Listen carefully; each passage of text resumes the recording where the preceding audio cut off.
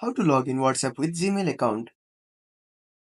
Hi everyone, this is Max. I hope you're doing great. So let's start without wasting time. First of all, open up your WhatsApp.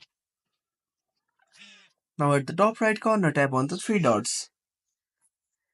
Now go to settings. Now tap on account. Now tap on email address. Now click on add email. Now enter your email and tap on next. Now enter the code.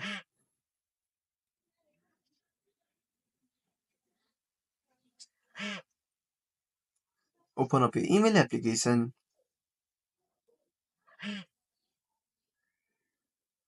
Now copy the code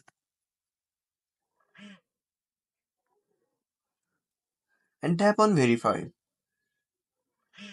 So that's it. If you found this video helpful, smash that like button and subscribe our channel for more awesome content. Have a burning question or want to search the topic? Drop down a comment below. This is Max signing off until next time.